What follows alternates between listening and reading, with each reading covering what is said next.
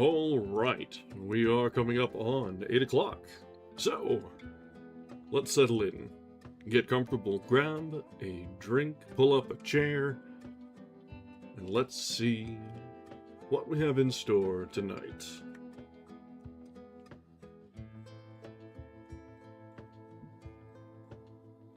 Welcome back. This is our 10th night now of reading Cervantes' Don Quixote. This is going to shape up to be one of our longest series, from the look of things, so we've got a fair bit still ahead of us. If I'm looking at our current progress, I'd say we're just over a third. So, given that we had a couple nights that ran a little shorter than expected, we can probably expect to have about... We'll probably wrap up right around the 30 mark on this. So, it will definitely be our longest series, because I think our previous longest was nearly 20 with The Mysterious Island, back when we were reading some Jules Verne. So, we've got a lot of misadventures ahead of us. But, luckily, we have started to have our Saturday readings to sort of give us a reprieve from the relentless nonsense that is our addle-brained Spaniard. So, we have that to look forward to as well. With our new schedule, we'll be reading modern works. In this case, The Fellowship of the Ring is our current project on Saturdays. So, keep that in mind, and don't feel too overwhelmed when we have so much Don Quixote left ahead of us. So, yeah, I think that's kind of where I was thinking as well. Some of the books that I've wanted to read are quite long. I've been looking at things like Les Mis and the like, and those are... That's a project. This is a lot longer than I expected as well. This is a project. So having the ability to have a rest day of just a fun read is, I think, to the collective good. Whether it be, well, I'm not going to burn out because I'm in this for the love of the game, but whether we get bored with any given book, because it's a very different sort of experience to be sitting and listening to reading, or to sit and read it aloud, as opposed to just curling up in a chair and reading.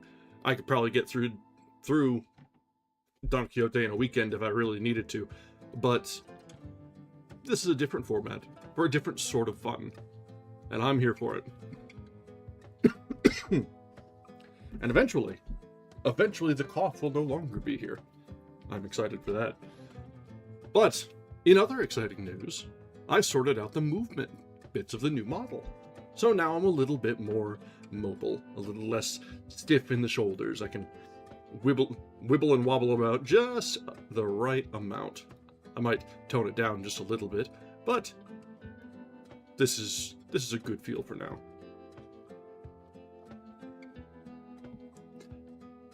Yeah, I totally agree. Understand being background noise.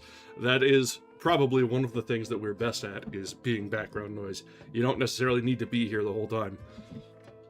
All right, with all the preamble out of the way, let's go ahead and loop back to where we were with Don Quixote. We had finished the story of the man with the ill-advised curiosity last time, and that story, at least, had a somewhat, almost like a parable ending. It carried a bit of a message. There was no happy ending involved with that one, and I don't think it needed one. I think it benefited from not having a happy ending. So, that was at least one thread of story that ended satisfyingly. However, with Cardenio and Dorothea and all the rest, Lucinda and the Duke's son, I was rather less thrilled with the wrapping of that plot point. The Duke's son, in particular, did not deserve a happy ending, did not deserve forgiveness, did not deserve what he got. And Dorothea deserved much better. Even if half of her relationship is just to be spiteful for him and use him as upward mobility, she still deserves so much better than that. So, let's see if continuing the story and how things shake out, because really Dorothea's motivation for this journey has mostly fallen to pieces. There's no reason for her to force Don Quixote along on the quest to reclaim her fictional kingdom when she has a home to go home and make. So, let's see how the broken pieces are going to be fitted back together, because I know for certain Don Quixote is going to find a way to piece these together in not necessarily the correct alignment. It might not look like a jigsaw puzzle that we're familiar with, but he'll make a picture out of it nonetheless. So, let's shift back to our reading nook and get back to our story tonight.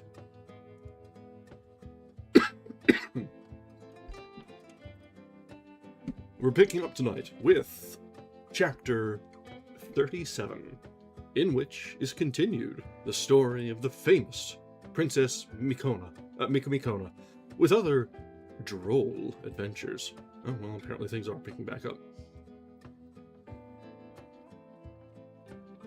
To all this, Sancho listened with no little sorrow at heart, to see how his hopes of dignity were fading away and vanishing in smoke, and how the fair Princess Micomicona had turned into Dorothea, and the giant into Don Fernando, while his master was sleeping tranquilly, totally unconscious of all that had come to pass. Dorothea was unable to persuade herself that her present happiness was not all a dream.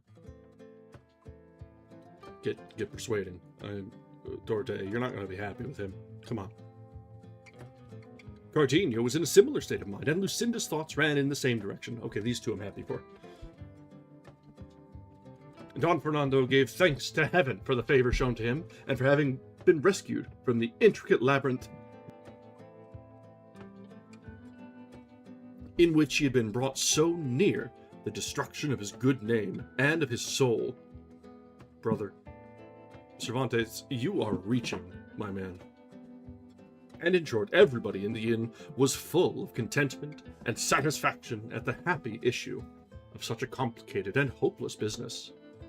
The curate, as a sensible man, made sound reflections upon the whole affair, and congratulated each upon his good fortune.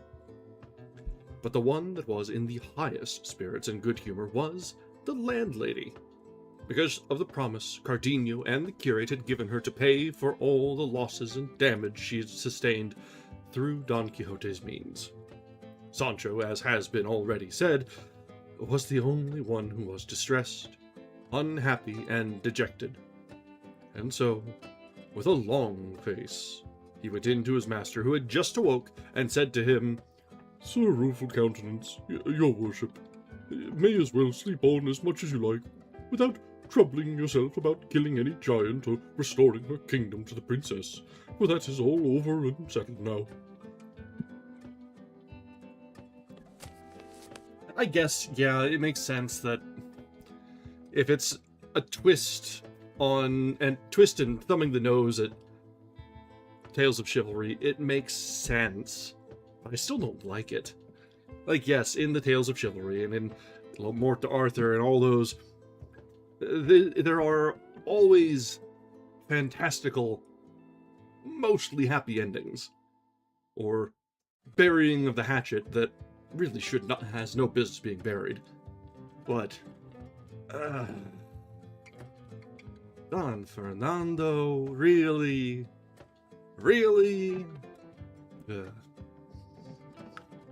"I should think it was," replied Don Quixote, "for I had the most prodigious and stupendous battle with the giant that I ever remember having had all the days of my life. And with one backstroke, swish, I brought his head tumbling to the ground, and so much blood gushed forth from him that it ran in rivulets over the earth like water." "Like red wine, your worship had better say, replied Sancho, for I would have you know, if you don't know it, that the dead giant is a hacked wineskin, and the blood 24 gallons of red wine that it had in its belly, and the cut-off head is the bitch that bore me, and the devil take it all. Damn, Sancho, holy moly. What art thou talking about, fool? Said Don Quixote. Art thou in thy senses? Let your worship get up, said Sancho, and you will see the nice business you have made of it, and what we have to pay, and you will see the queen turned into a private lady called Dorothea, and other things that will astonish you, if you understand them. I shall not be surprised at anything of the kind, returned Don Quixote, for if thou dost remember, the last time we were here I told thee that everything that happened here was a matter of enchantment, and it would be no wonder if it were the same now. I could believe all that, said Sancho, if my blanketing was the same sort of thing also. Only it wasn't, but real and genuine, for I saw the landlord, who is here today, holding one end of the blanket and jerking me up to the skies very neatly and smartly, and with as much laughter as strength. And when it comes to be a case of knowing people, I hold for my part, simple and sinner as I am, that there is no enchantment about it all, but a great deal of bruising and bad luck. Well, well, God will give a remedy, said Don Quixote. Hand me my clothes and let me go out, for I want to see these transformations and things thou speakest of. Sancho fetched him his clothes, and while he was dressing, the curate gave Don Fernando and the others present an account of Don Quixote's madness, and of the stratagem they had made use of to withdraw him from that Peña Pobre where he fancied himself stationed because of his lady's scorn. He described to them also nearly all the adventures that Sancho had mentioned, at which they marveled and laughed not a little, thinking it, as all did, the strangest form of madness a crazy intellect could be capable of. But now, the curate said, that the Lady Dorothea's good fortune prevented her from proceeding with their purpose. It would be necessary to devise or discover some other way of getting him home. Cardenio proposed to carry out the scheme they had begun, and suggested that Lucinda would act and support Dorothea's part sufficiently well. No, said Don Fernando, that must not be, for I want Dorothea to follow out this idea of hers, and if the worthy gentleman's village is not very far off, I shall be happy if I can do anything for his relief. It is not more than 2 days' journey from this, said the curate. Even if it were more, said Don Fernando, I would gladly travel so far for the sake of doing so good a work.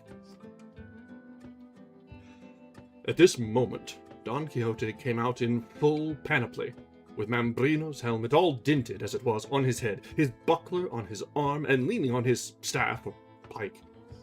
The strange figure he presented filled Don Fernando and the rest with amazement, as they contemplated his lean, yellow face 1/2 league long, his armor of all sorts, and the solemnity of his deportment. They stood silent, waiting to see what he would say, and he, fixing his eyes on the fair Dorothea, addressed her with great gravity and composure. I am informed, fair lady, by my squire here, that your greatness has been annihilated, and your being abolished, since, from a queen and lady of high degree as you used to be, you have been turned into a private maiden. If this has been done by the command of the magician king your father, through fear that I should not afford you the aid you need and are entitled to, I may tell you he did not know and does not know half the mass, and was little versed in the annals of chivalry, for if he had read and gone through them as attentively and deliberately as I have, he would have found at every turn that knights of less renown than mine have accomplished things more difficult. It is no great matter to kill a whelp of a giant, however arrogant he may be, for it is not many hours since I myself was engaged with one, and I will not speak of it, that they may not say I am lying. Time, however, that reveals all, will tell the tale when we least expect it.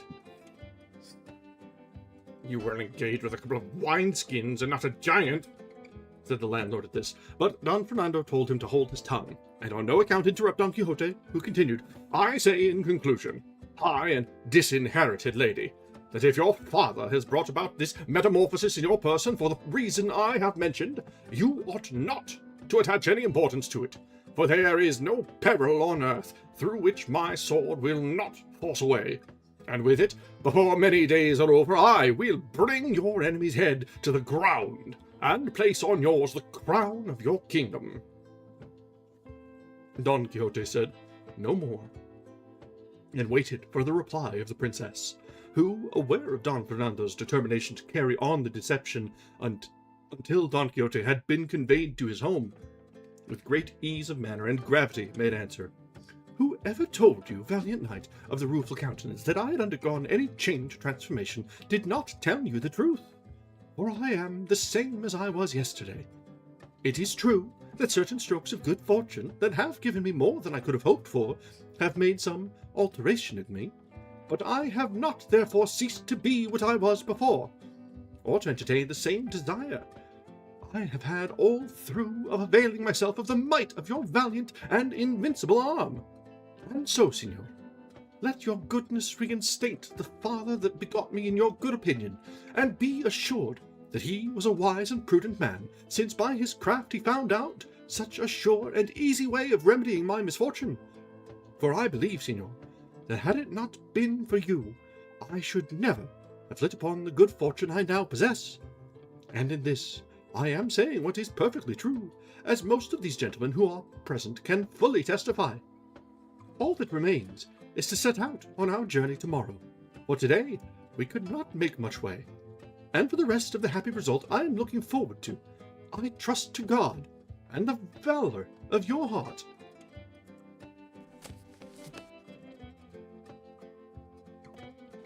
So said the sprightly Dorothea, and on hearing her, Don Quixote turned to Sancho and said to him with an angry air, I declare now, little Sancho, thou art the greatest little villain in Spain. Say, thief and vagabond, hast thou not just now told me that this princess had been turned into a maiden called Dorothea, and that the head, which I am persuaded I cut off from a giant, was the bitch that bore thee? And other nonsense that put me in the greatest perplexity I have ever been in all my life. I vow, and here he looked to heaven and ground his teeth, I have a mind to play the mischief with thee, in a way that will teach sense for the future to all lying squires of knights-errant in the world. Let your worship be calm, Signor, returned Sancho, for it may well be that I have been mistaken as to the change of the Lady Princess Micomicona.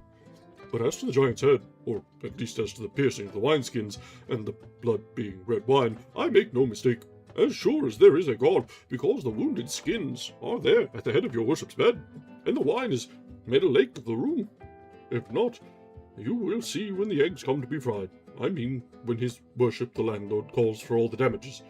For the rest, I am heartily glad that her ladyship the queen is as she was, for it concerns me as much as anyone.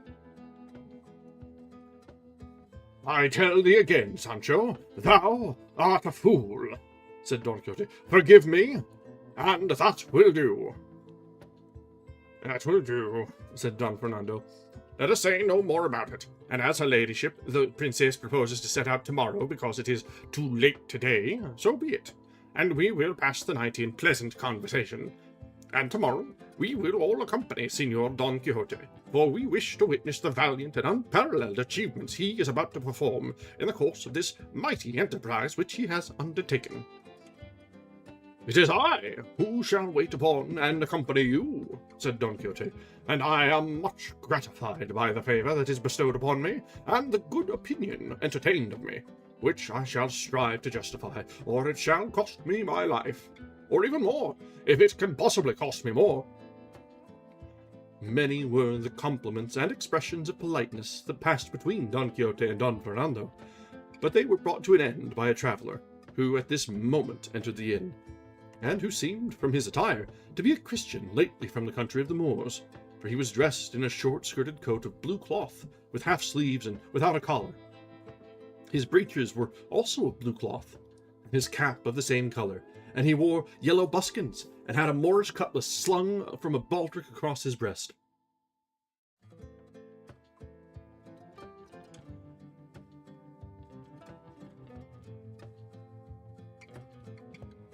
Behind him, mounted on an ass, there came a woman dressed in Moorish fashion, with her face veiled and a scarf on her head, and wearing a little brocaded cap, and a mantle that covered her from her shoulders to her feet.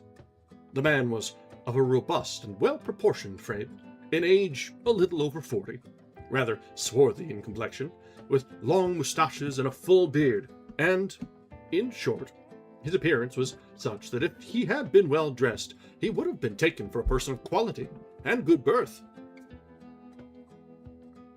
On entering, he asked for a room, and when they told him there was none in the inn, he seemed distressed, and approaching her, who by her dress seemed to be a Moor, he took her down from the saddle in his arms.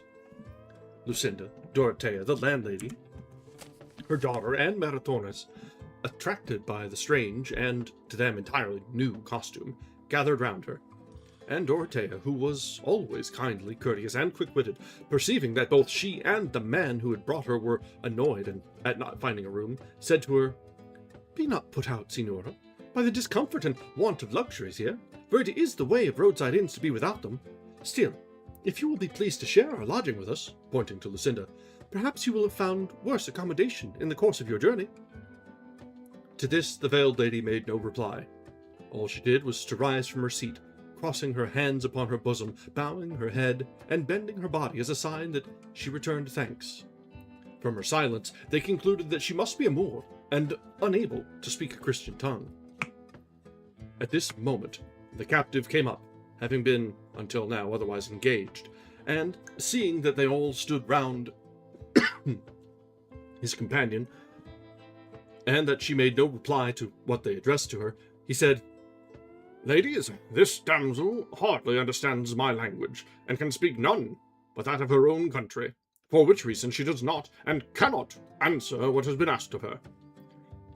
"Nothing has been asked of her," returned Lucinda.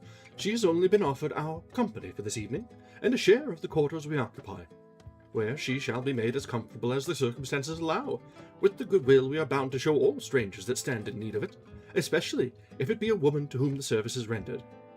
"On her part, and my own, Signora," replied the captive, "I kiss your hands, and I esteem highly, as I ought, the favour you have offered, which, on such an occasion, and coming from persons of your appearance, it is plain to see, a very great one." "Tell me, Signor," said Dorothea, "is this lady a Christian or a Moor? For her dress and her silence lead us to imagine that she is what we could wish she was not."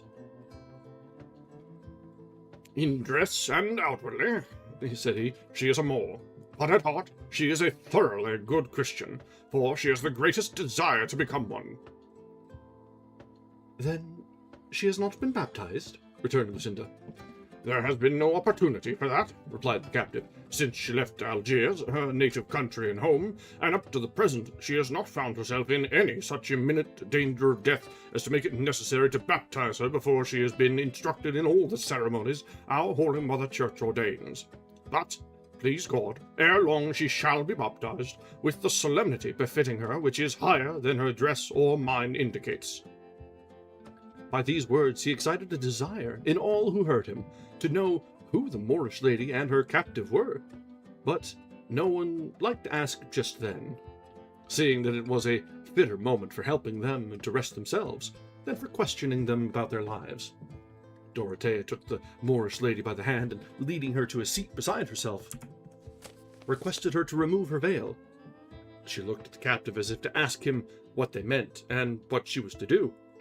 He said to her in Arabic that they asked her to take off her veil, and whereupon she removed it, and disclosed a countenance so lovely that to Dorothea she seemed more beautiful than Lucinda, and to Lucinda more beautiful than Dorothea, and all the bystanders felt that if any beauty could compare with hers, it was the Moorish lady's. And there were even those who were inclined to give it somewhat the preference. And as it is the privilege and charm of beauty to win the heart and secure goodwill, all forthwith became eager to show kindness and attention to the lovely Moor. Don Fernando asked the captive what her name was, and he replied that it was Leila Zoraida. But the instant she heard him, she guessed what the Christian had asked, and said hastily, with some displeasure and energy, "No, not Zoraida. Maria, Maria," giving them all to understand that she was called Maria, and not Zoraida. These words, and the touching earnestness with which she uttered them, drew more than one tear from some of the listeners, particularly the women, who are by nature tender-hearted and compassionate. Lucinda embraced her affectionately, saying, "Yes, yes, Maria, Maria," to which the Moor replied, "Yes, yes, Maria, Zoraida Macanj," which means not Zoraida. Night was now approaching, and by the orders of those who accompanied Don Fernando, the landlord had taken care and pains to prepare for them the best supper that was in his power. The hours, therefore, having arrived, they all took their seats at a long table like a refectory one. For round or square table there was none in the inn, and the seat of honor at the head of it, though he was for refusing it, they assigned to Don Quixote, who desired the Lady Micomicona to place herself by his side, as he was her protector. Lucinda and Zoraida took their places next to her. Opposite to them were Don Fernando and Cardenio, and next to the captive and the other gentlemen, and by the side of the ladies, the curate and the barber. And so they supped in high enjoyment, which was increased when they observed Don Quixote leave off eating, and, moved by an impulse like that which made him deliver himself at such length when he supped with the goatherds, begin to address them. "Verily, gentlemen, if we reflect upon it, great and marvellous are the things they see who make profession of the order of knight-errantry. Say, what being is there in this world who, entering the gate of this castle at this moment, and seeing us as we are here, would suppose or imagine us to be what we are? Who would say that this lady who is beside me was the great queen that we all know her to be, or that I am that knight of the rueful countenance, trumpeted far and wide by the mouth of fame? Now, there can be no doubt that this art and calling surpasses all those that mankind has invented, and is the more deserving of being held in honor in proportion as it is the more exposed to peril. Away with those who assert that letters have the preeminence over arms. I will tell them, whosoever they may be, that they know not what they say. For the reason which such persons commonly assign, and upon that which they chiefly rest, is that the labours of the mind are greater than those of the body, and that arms give employment to the body alone, as if the calling were a porter's trade, for which nothing is more is required than sturdy strength, or as if in what we who profess them call arms, there were not included acts of vigour, for the execution of which high intelligence is requisite, or as if the soul of the warrior, when he has an army or the defence of a city under his care, did not exert himself as much by mind as by body. Nay, see whether by bodily strength it be possible to learn or divine the intentions of the enemy, his plans, stratagems, or obstacles, or to ward off impending mischief, for all these are the work of the mind, and in them the body has no share whatever. Since, therefore, arms have need of the mind as much as letters, let us see now which of the two minds, that of the man of letters or that of the warrior, has most to do. And this will be seen by the end goal that each seeks to attain, for that purpose is the more estimable which has for its aim the nobler object. The end goal of letters, I am not speaking now of divine letters, the aim of which is to raise and direct the soul to heaven, for with an end so infinite no other can be compared. I speak of human letters, the end of which is to establish distributive justice, give to every man that which is his, and see and take care that good laws are observed. An end undoubtedly noble, lofty, and deserving of high praise, but not such as should be given to that sought by arms, which have for their end and object peace, the greatest boon that men can desire in this life. The first good news the world and mankind received was that which the angels announced on the night that was our day, when they sang in the air, "Glory to God in the highest, and peace on earth to men of good will." And the salutation which the great Master of heaven and earth taught his disciples and chosen followers when they entered any house was to say, "Peace be on this house," And many other times he said to them, May peace I give unto you, my peace I leave you, peace be with you.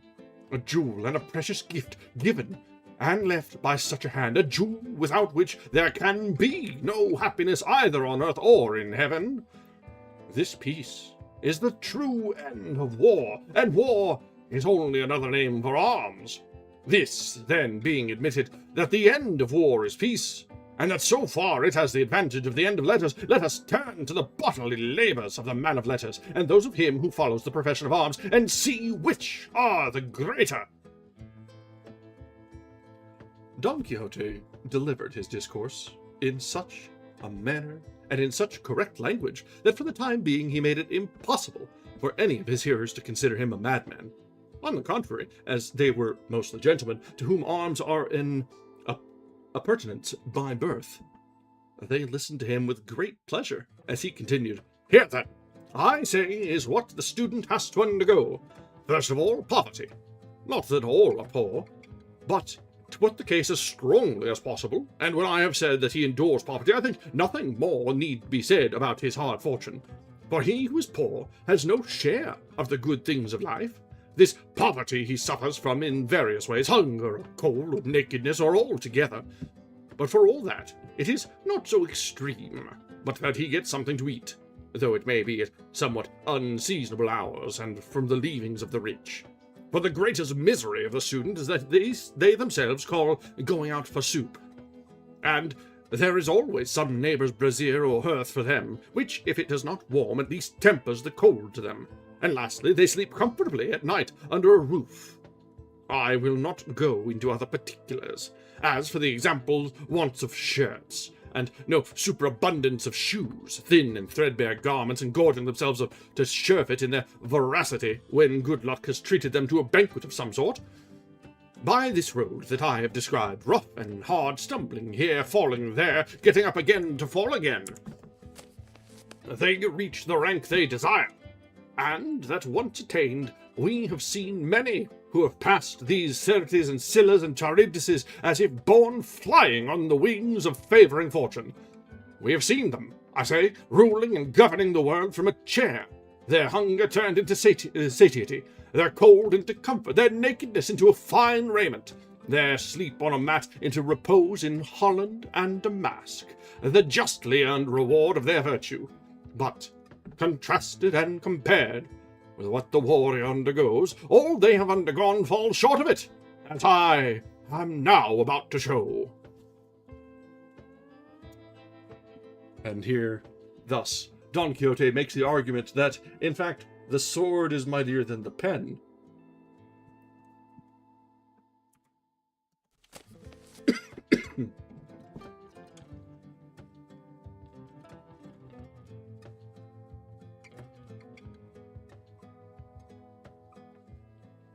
All right, let's continue now with Chapter 38, which treats of the curious discourse Don Quixote delivered on arms and letters.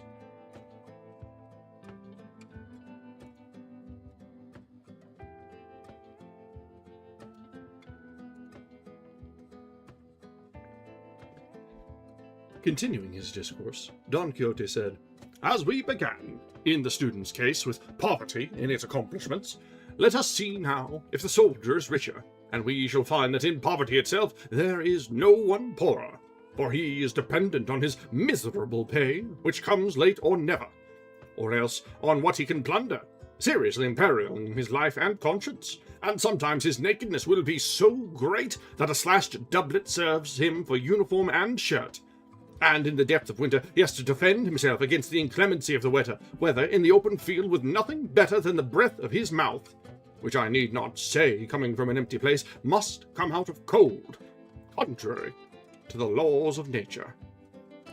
To be sure, he looks forward to the approach of night, to make up for all these discomforts on the bed that awaits him, which, unless by some fault of his, never sins by being over-narrow, for he can easily measure out on the ground as he likes, and roll himself about in it to his heart's content, without any fear of the sheets slipping away from him. Then, after all this, suppose the day and hour for taking his degree is in his calling to have come? Suppose the day of battle to have arrived, when they invest him with the doctor's cap made of lint to mend some bullet hole, perhaps, that has gone through his temples, or left him with a crippled arm or leg. If this does not happen, and merciful heaven watches over him and keeps him safe and sound, it may be he will be in the same poverty he was in before, and he must go through more engagements and more battles and come victorious out of all before he betters himself. But miracles of that sort are seldom seen. For tell me, sirs, if you have ever reflected upon it, by how much do those who have gained by war fall short of the number of those who have perished in it? No doubt you will reply that there can be no comparison, that the dead cannot be numbered, while the living who have been rewarded may be summed up with 3 figures. Or, which is the reverse in the case of men of letters, for by skirts, to say nothing of sleeves, they all find means of support. So that, though the soldier has more to endure, his reward is much less. But against all this, it may be urged that it is easier to reward 2,000 soldiers, for the former may be remunerated by giving them places, which must perforce be conferred upon men of their calling, while the latter can only be recompensed out of the very poverty of the master they serve. But this impossibility only strengthens my argument.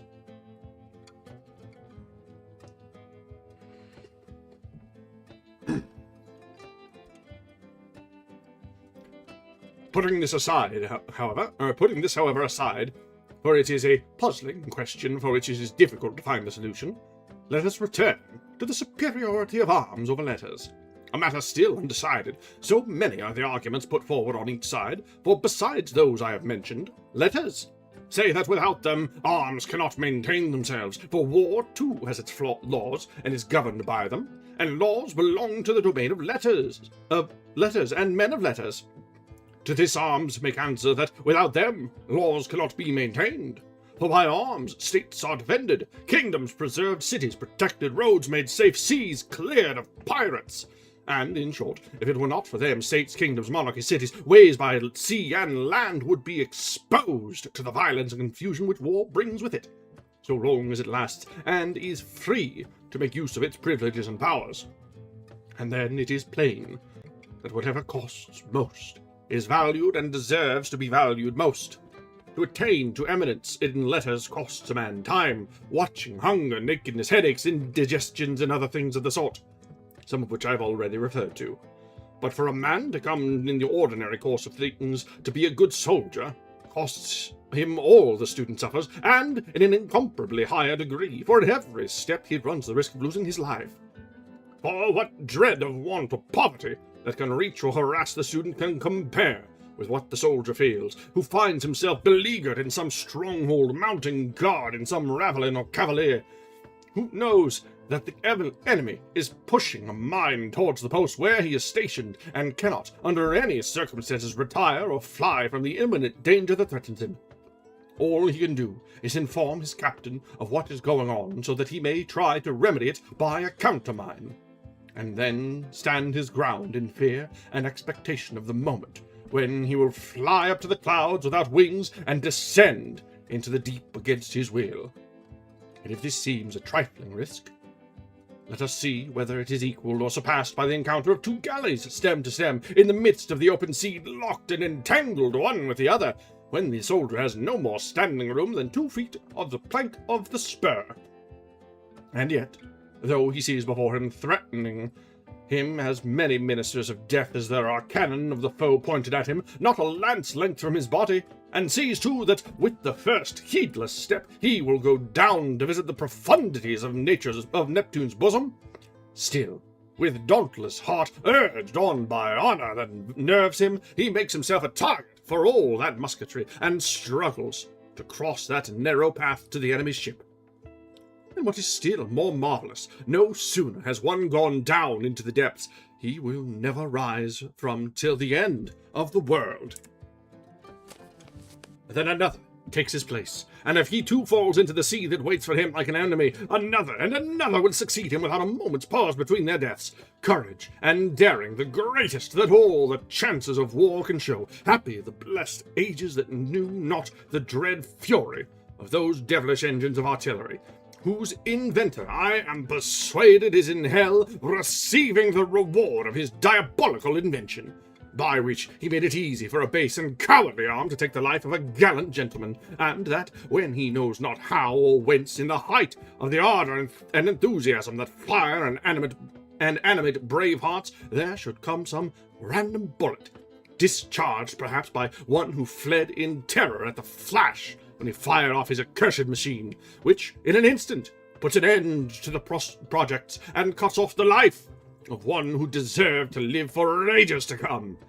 And thus, when I reflect on this, I am almost tempted to say that in my heart I repent of having adopted this profession of knight-errant in so detestable an age as we live in now. For though no peril can make me fear, still it gives me some uneasiness to think that powder and lead may rob me of the opportunity of making myself famous and renowned throughout the known earth by the might of my arm and the edge of my sword. But heaven's will be done. If I succeed in my attempt, I shall be all the more honoured, as I have faced greater dangers than the knight-errant of yore exposed themselves to. All this lengthy discourse, lengthy indeed, Don Quixote delivered while the others supped, forgetting to raise a morsel to his lips, though Sancho more than once told him to eat his supper, as he would have time enough afterwards to say all he wanted. It excited fresh pity in those who had heard him to see a man of apparently sound sense, and with rational views on every subject he discussed, so hopelessly wanting in all, when his wretched, unlucky chivalry was in question. The curate told him he was quite right in all he had said in favour of arms, and that he himself, though a man of letters and a graduate, was of the same opinion. They finished their supper. The cloth was removed, and while the hostess, her daughter, and Maritornes were getting Don Quixote of La Mancha's garret ready, in which it was arranged that the women were to be quartered by themselves for the night, Don Fernando begged the captive to tell him the story of his life, for it could not fail to be strange and interesting, to judge by the hints he had not let fall on his arrival in company with Zoraida. To this the captive replied that he would very willingly yield to his request, only he feared his tale would not give them as much pleasure as he wished. Nevertheless, not to be wanting in compliance, he would tell it. The curate and the others thanked him and added their entreaties, and he, finding himself so pressed, said there was no occasion to ask, where a command had such weight, and added, "If your worships will give me your attention, you will hear a true story, which, perhaps fictitious ones constructed with ingenious and studied art cannot come up to." These words made them settle themselves in their places, and preserve a deep silence, and, seeing them waiting on his words in mute expectation, began thus in a pleasant, quiet voice.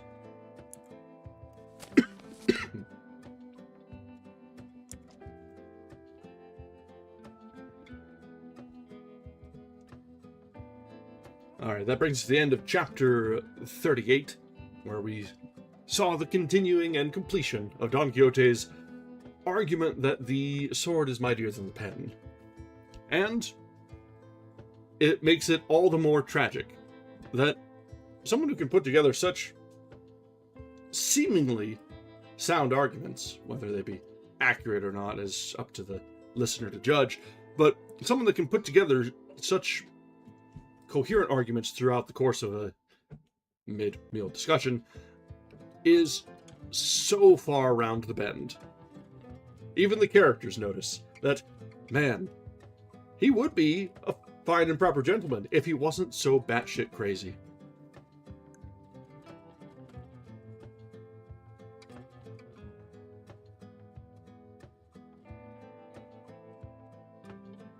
Alright, let's try and get one more chapter in before we take a short break. So, let's continue now with chapter 39, wherein the captive relates his life and adventures.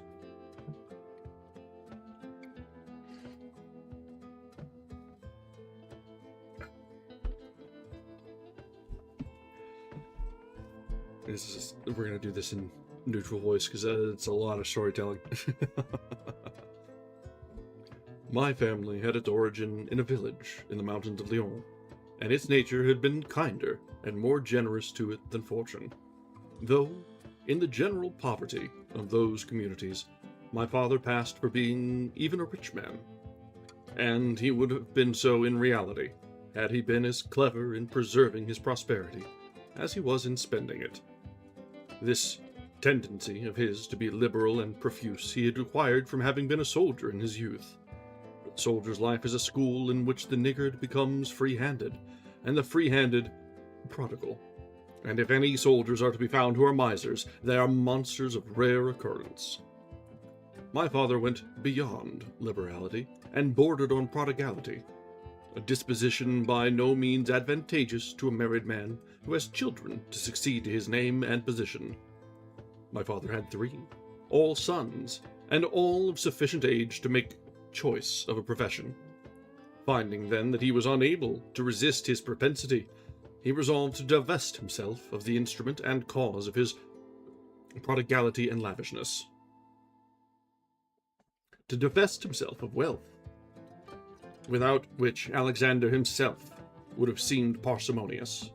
And so, calling us all 3 aside one day into a room, he addressed us in words somewhat to the following effect. My sons, I assure you that I love you.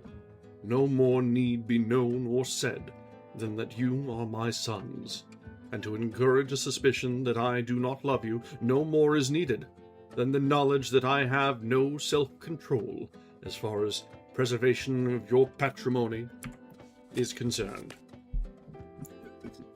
Yes, hello, Zoe. Therefore, that you may for the future feel sure that I love you like a father, and have no wish to ruin you like a stepfather, I propose to do with you what I have for some time back meditated, and after mature deliberation decided upon. You are now of an age to choose your line of life, or at least make choice of a calling that will bring you honor and profit when you are older. And what I have resolved to do is to divide my property into 4 parts. 3 I will give to you, to each his portion without making any difference, and the other I will retain, to live upon and support myself for whatever remainder of life heaven may be pleased to grant me.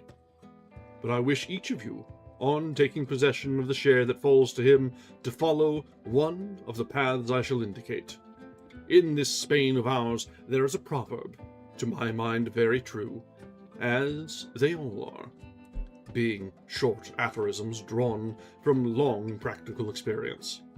And the one I refer to says, the church, or the sea, or the king's house, as much as to say in plainer language, whoever wants to flourish and become rich, let him follow the church, or go to sea, adopting commerce as his calling, or go into the king's service in his household. For they say, better a king's crumb than a lord's favor. I say so because it is my will and pleasure that one of you should follow letters, another trade, and the third serve the king in the wars.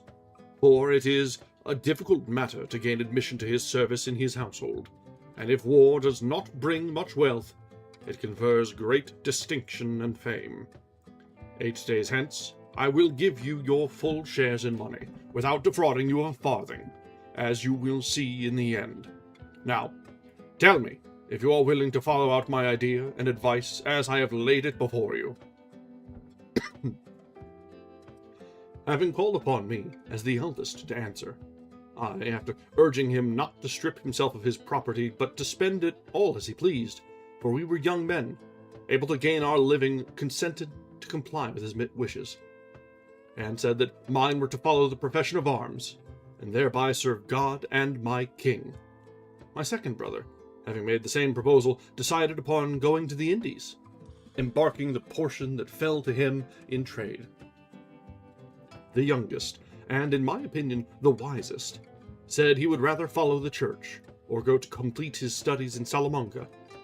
As soon as we had come to an understanding, and made choice of our professions, my father embraced us all, and in the short time he mentioned, carried into effect all he had promised.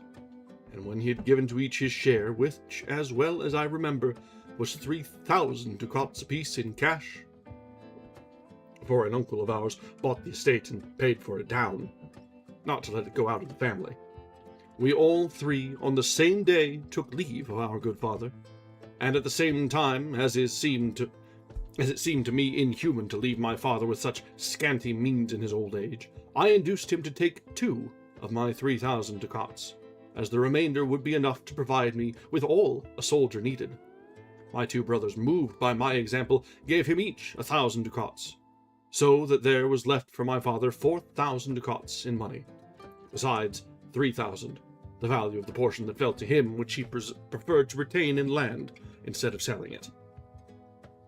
Finally, as I said, we took leave of him, and of our uncle whom I have mentioned, not without sorrow and tears on both sides, they charging us to let them know whenever an opportunity offered how we fared, whether well or ill.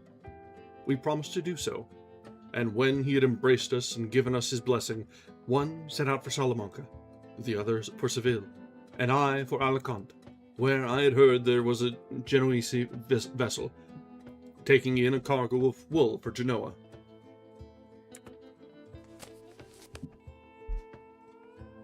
It is now some 22 years since I left my father's house, and all that time, though I have written several letters, I have had no news whatever of him or of my brothers. My own adventures during that period I will now relate briefly.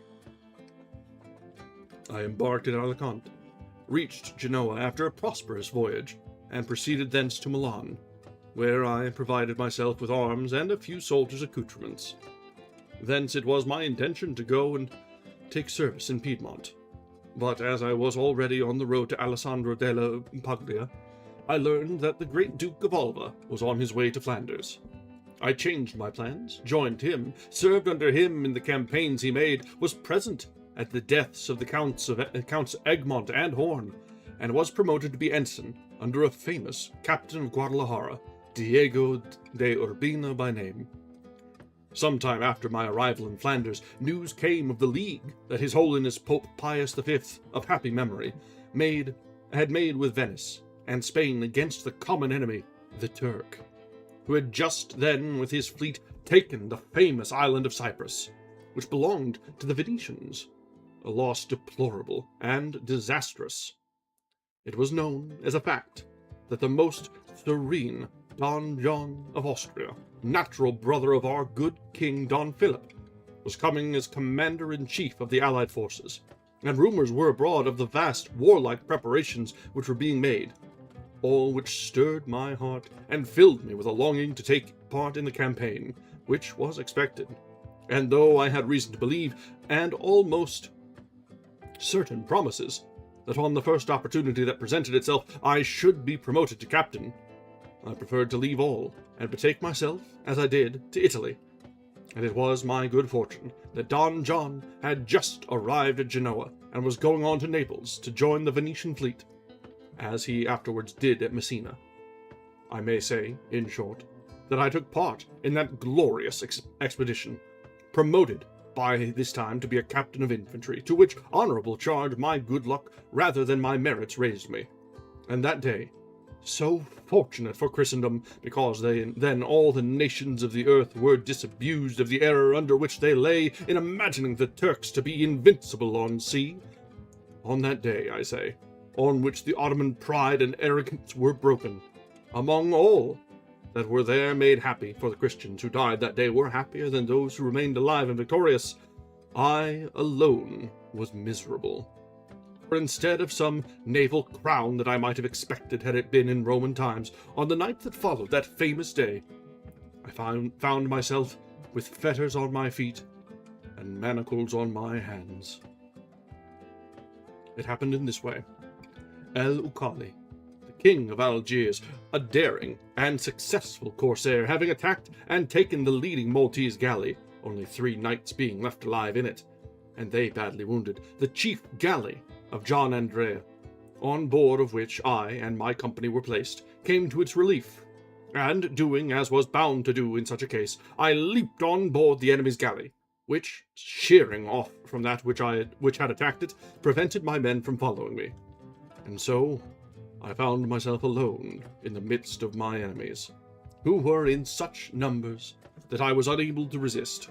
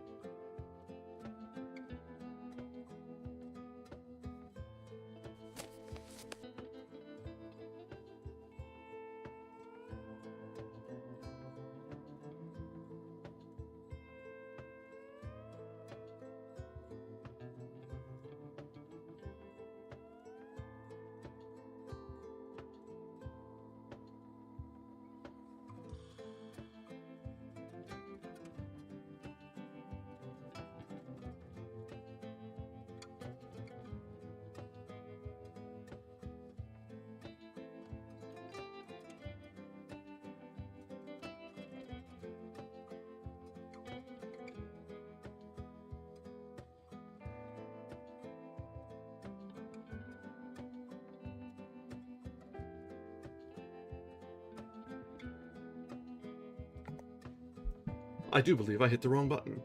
I went to turn off the Zoe button and may have hit the mic. That would do it. Was it toward the top of this page, or was it probably at the paragraph-ish? Let's take it to the paragraph, just to be sure.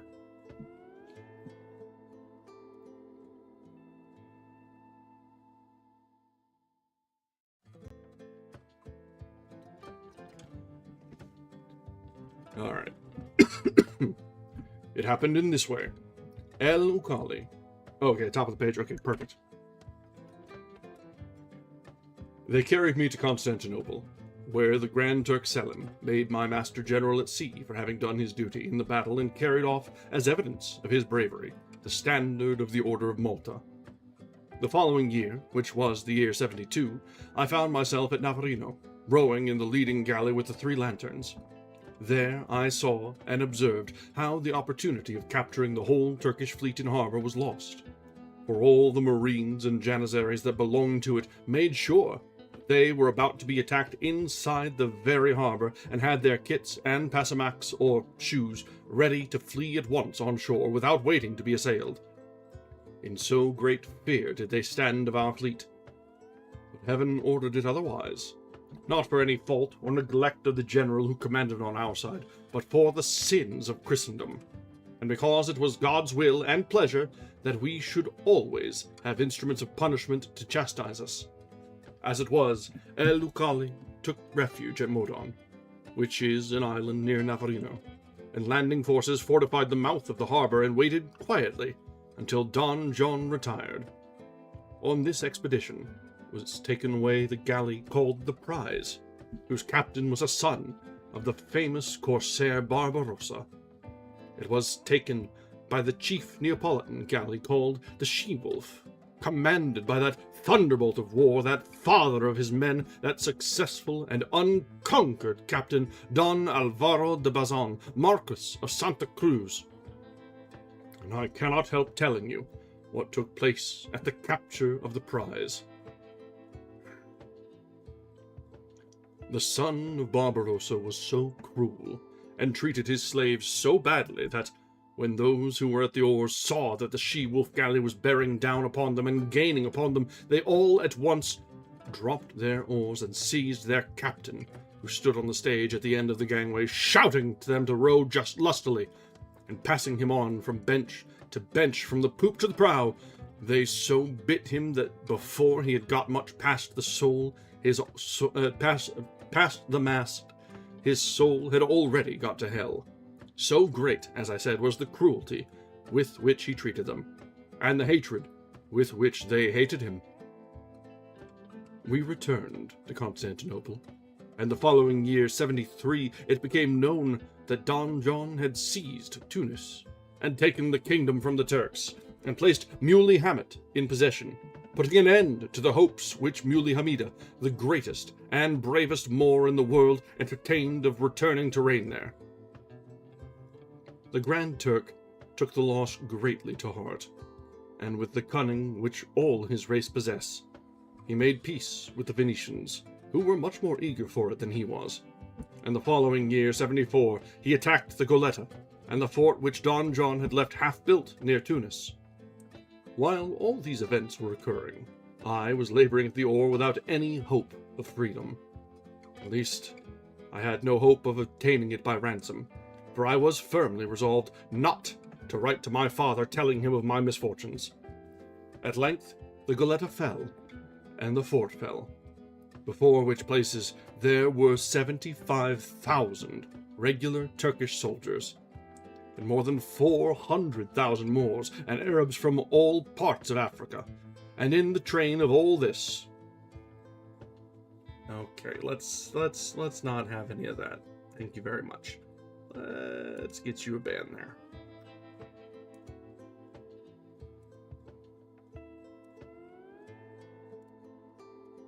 Oh, were there two? There were two. I'll be damned. Oh no, there was one. Okay.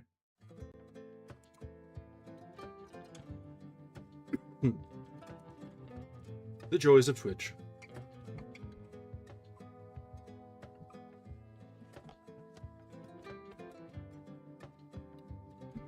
Where were we there?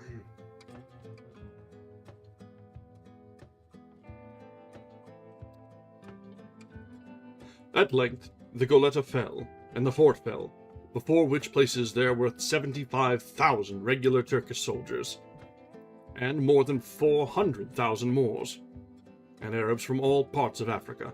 And in the train of all this great host such munitions and engines of war, and so many pioneers, that with their hands they might have covered the Goletta and the fort with handfuls of earth. The first to fall was the Goletta, until then reckoned impregnable, and it fell, not by any fault of its defenders, who did all that they could and should have done, but because experiment proved how easily entrenchments could be made in the desert sand. For water used to be found at 2 palms depth, while the Turks found none at 2 yards. And so, by means of a quantity of sandbags, they raised their works so high that they commanded the walls of the fort, sweeping them as if from a cavalier, so that no one was able to make a stand or maintain the defense. It was a common opinion that our men should not have shut themselves up in the Goletta, but should have waited in the open at the landing place. But those who say so talk at random, and with little knowledge of such matters. For if, in the Goletta and in the fort, there were barely 7,000 soldiers, how could such a small number, however resolute, sally out and hold their own against numbers like those of the enemy? And how is it possible to help losing a stronghold that is not relieved? Above all, when surrounded by a host of determined enemies in their own country? But many thought, and I thought so too, that it was a special favor and mercy which heaven showed to Spain in permitting the destruction of that source and hiding place of mischief, that devourer, sponge, and moth of countless money, fruitlessly wasted there to no other purpose save preserving the memory of its capture by the invincible Charles V. As if to make that eternal, as it is and will be, these stones were needed to support it. The fort also fell, but the Turks had to win it inch by inch, for the soldiers who defended it fought so gallantly and stoutly that the number of the enemy killed in 22 general assaults exceeded 25,000. Of 300 that remained alive, not one was taken unwounded, a clear and manifest proof of their gallantry and resolution, and how sturdily they had defended themselves and held their post. A small fort, or tower, which was in the middle of the lagoon under the command of Don Juan Zanoguera, a Valencian gentleman and a famous soldier, capitulated upon terms. They took prisoner Don Pedro Portocarrero, a commandant of the Goletta, who had done all in his power to defend his fortress, and took the loss of it so much to heart that he died of grief on the way to Constantinople, where they were carrying him a prisoner. They also took the commandant of the fort, Gabriel Corbellum, by name, a Milanese gentleman, a great engineer and a very brave soldier. In these two fortresses perished many persons of note, among whom was Pagano Doria, Knight of the Order of St. John, a man of generous disposition, as was shown by his extreme liberality to his brother, the famous John Andrea Doria. And what made his death the more sad was that he was slain by some Arabs to whom, seeing that the fort was now lost, he entrusted himself, and was offered to conduct him in the disguise of a Moor to Tabarca, a small fort or station on the coast, held by the Genoese, employed in the coral fishery. These Arabs cut off his head and carried it to the commander of the Turkish fleet, who proved on them the truth of our Castilian proverb that, though the treason may please, the traitor is hated. For they say he ordered those who brought him the present to be hanged for not having brought him alive.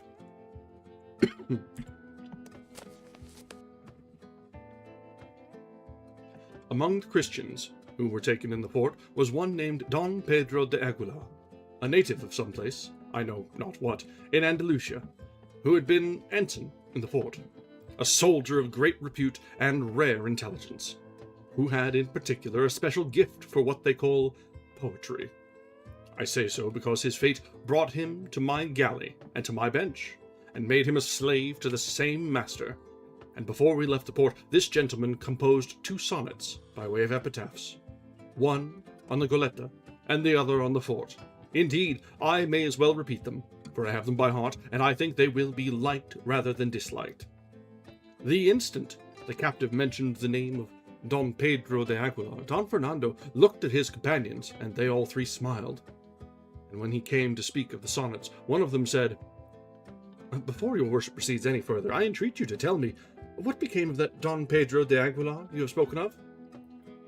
"All I know is," replied the captive, "that after having been in Constantinople 2 years, he escaped in the disguise of an Arnaut, in company with a Greek spy, but whether he regained his liberty or not, I cannot tell, though I fancy he did, because a year afterwards I saw the Greek at Constantinople, though I was unable to ask him what the result of the journey was." "Well then, you are right," returned the gentleman, "for that Don Pedro is my brother, and he is now in our village in good health, rich, married, and with 3 children." "Thanks be to God for all the mercies he has shown him," said the captive, "for to my mind there is no happiness on earth to compare with recovering lost liberty." "And what is more," said the gentleman, "I know the sonnets my brother made." "Then let your worship repeat them," said the captive, "for you will recite them better than I can." "With all my heart," said the gentleman. "That on the Goletta runs thus. Hey, you are just in time for us to take a short break.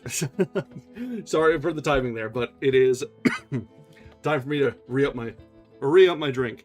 So that brings us to the end of chapter 39, wherein, surprisingly, we've got a bit of a taste of a little bit of late Crusades going on. Because I guess if we're dealing with tales of chivalry and such, you need a little bit of spice like that. If King Arthur can partake in the Crusades, so can those in and around Don Quixote. I guess it only makes sense, right? Alright, let's go ahead and take a few minutes, stretch our legs, top up our drinks, wet the whistle. We'll be back in just a little while. Thanks.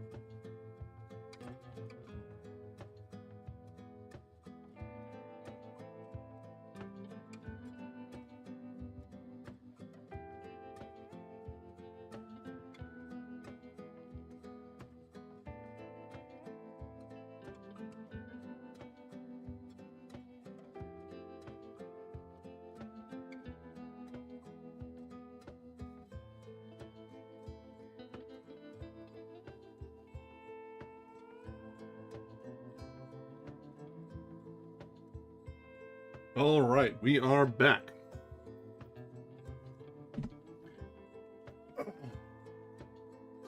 Yeah, you're right. The rapid shifts are very stark to tell the difference between the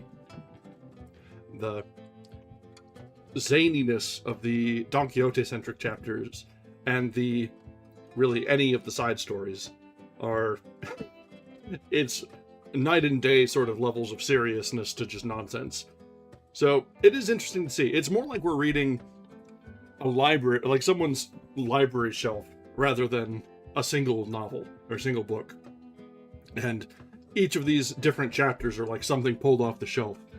And then in between, we've got the zany librarian in the background, Don Quixote, running around on ill-advised quests.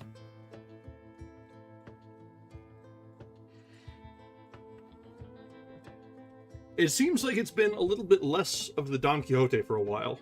So we had, what, like 3 of these side stories almost in a row, with just a quick little glimpse of what Don Quixote is up to in the meantime.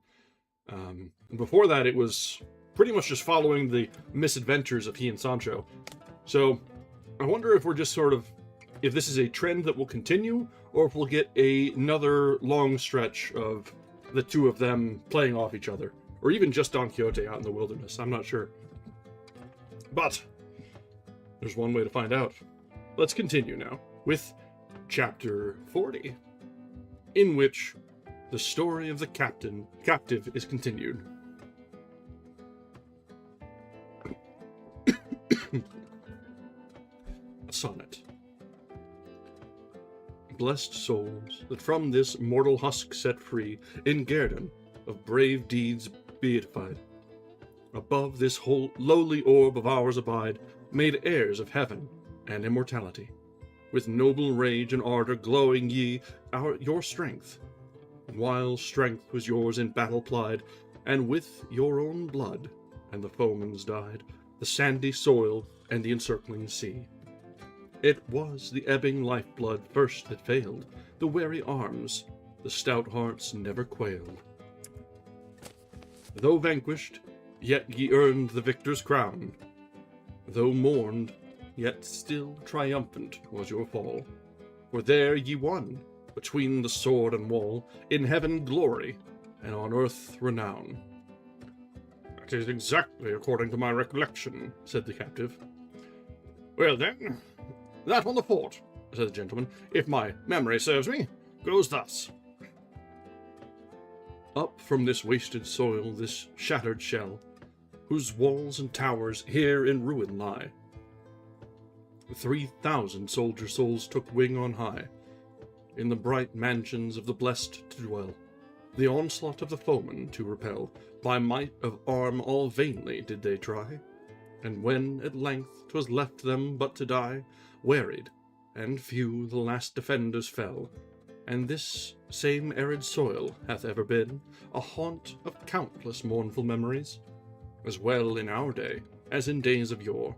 But never yet to heaven it sent, I ween, from its hard bosom purer souls than these, of braver bodies on its surface bore. The sonnets were not disliked, and the captive was rejoiced at the tidings they gave him of his comrade, and continuing his tale, he went on to say, the Goletta and the fort being thus in their hands, the Turks gave orders to dismantle the Goletta, for the fort was reduced to such a state that there was nothing left to level. And, to do the work more quickly and easily, they mined it in 3 places, but nowhere were they able to blow up the part which seemed to be the least strong, that is to say, the old walls, while all that remained standing of the new fortifications the Thratin had made came to the ground with the greatest ease.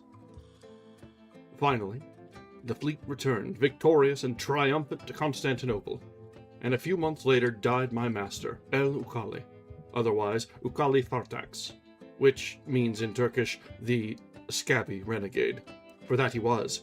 It is the practice with the Turks to name people from some defect or virtue they may possess, the reason being that there are among them only 4 surnames belonging to families tracing their descent from the Ottoman house, and the others, as I have said, take their names and surnames either from bodily blemishes or moral qualities.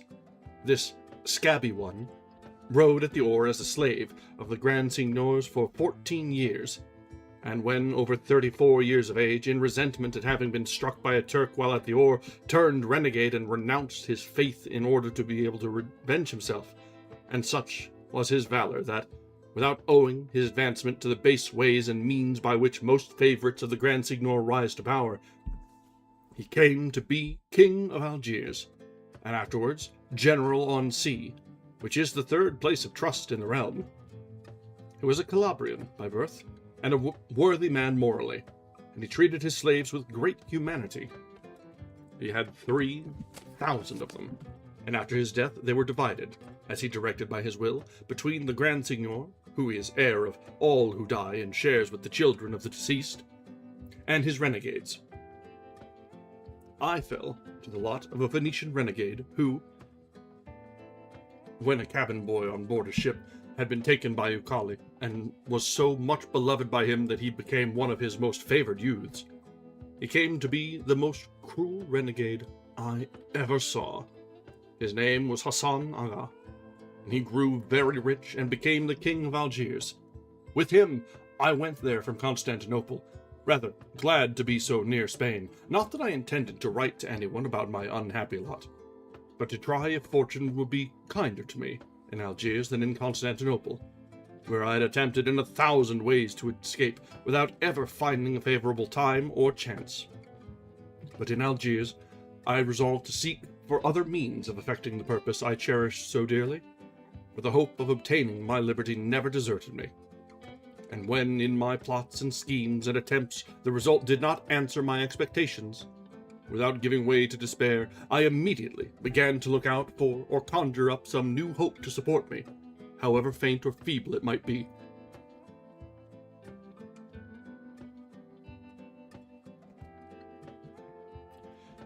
In this way, I lived on immured, in a building or prison called by the Turks a bagnio, in which they confine the Christian captives, as well those that are the king's as those belonging to private individuals, and also what they call those of the almasen, which is as much as to say the slaves of the municipality, who serve the city in the public works and other employments.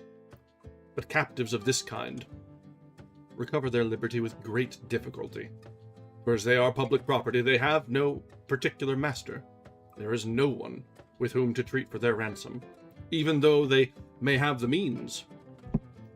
To these bagnios, as I have said, some private individuals of the town are in the habit of bringing their captives, especially when they are to be ransomed, because there they can keep them in safety and comfort until their ransom arrives. The king's captives also, that are on ransom, do not go out to work with the rest of the crew, unless when their ransom is delayed, for then, to make them write for it more pressingly, they compel them to work and go for wood, which is no light labor.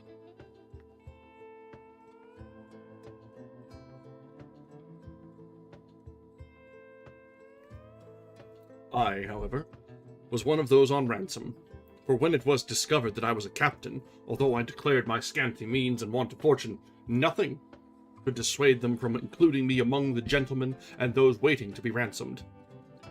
They put a chain on me, more as a mark of this than to keep me safe, and so I passed my life in that bagnio with several other gentlemen and persons of quality marked out as held to ransom. But though at times, or rather almost always, we suffered from hunger and scanty clothing, nothing distressed us so much as hearing and seeing at every turn the unexampled and unheard of cruelties my master inflicted upon the Christians. Every day he hanged a man, impaled one, cut off the ears of another, and all with so little provocation, and so entirely without any that the Turks acknowledged he did it merely for the sake of doing it, and because he was by nature murderously disposed towards the whole human race. The only one that fared at all well with him was a Spanish soldier, something de Saavedra by name, to whom he never gave a blow himself, or ordered a blow to be given, or addressed a hard word, although he had done things that will dwell in the memory of the people there for many a year, and all to recover his liberty. And for the least of all, the many things he did, we all dreaded that he would be impaled, and he himself was in fear of it more than once, and only that time does not allow. I could tell you now something of what that soldier did. It would interest and astonish you much more than the narration of my own tale.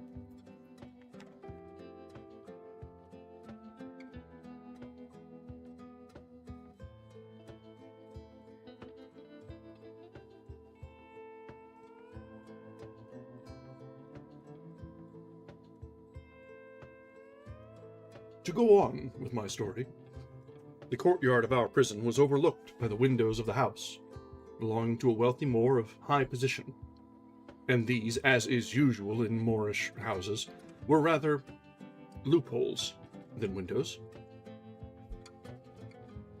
and besides were covered with thick and close latticework. It so happened then that, as I was one day on the terrace of our prison with 3 other comrades, trying to pass away the time, how far we could leap with our chains, we being alone, for all the other Christians had gone out to work, I chanced to raise my eyes, and from one of these little closed windows I saw a reed appear with a cloth attached to the end of it, and it kept waving to and fro, and moving as if making signs to us to come and take it. We watched it, and one of those who were with me went and stood under the reed to see whether they would let it drop, or what they would do. But as he did so, the reed was raised and moved from side to side, as if they meant to say no by a shake of the head. The Christian came back, and it was again lowered, making the same movements as before. Another of my comrades went, and with him the same happened as with the first. And then the third went forward, but with the same result as the first and second. Seeing this, I did not like to try my luck, and as soon as I came under the reed, it was dropped, and fell inside the bagnio at my feet. I hastened to untie the cloth, in which I perceived a knot, and in this were 10 cianis, which are coins of base gold, current among the Moors, and each worth 10 reals of our money. It is needless to say I rejoiced over this godsend, and my joy was not less than my wonder, as I strove to imagine how this good fortune could have come to us. To me especially. For the evident unwillingness to drop the reed for any but me showed that it was for me this favor was intended. I took my welcome money, broke the reed, and returned to the terrace, and, looking up at the window, I saw a very white hand put out that opened and shut very quickly. From this we gathered, or fancied, that it must have been some woman living in that house that had done us this kindness, and to show that we were grateful for it, we made salams after the fashion of the Moors, bowing the head, bending the body, and crossing the arms on the breast. Shortly afterwards, at the same window, a small cross made of reeds was put out and immediately withdrawn. This sign led us to believe that some Christian woman was a captive in the house, and the bracelets we had perceived made us dismiss this idea, though we thought it might be one of the Christian renegades whom their masters very often take as lawful wives, and gladly, for they prefer them to the women of their own nation. In all our conjectures we were wide of the truth. So, from that time forward, our sole occupation was watching and gazing at the window where the cross had appeared to us, as if it were our pole star. But at least 15 days passed without our seeing either it or the hand, or any other sign. And though meanwhile we endeavored with the utmost pains to ascertain who it was that lived in the house, and whether there were any Christian renegade in it, nobody could ever tell us anything more than that he who lived there was a rich Moor of high position, Haji Morato by name, formerly Alcaide of Lapata, an office of high dignity among them.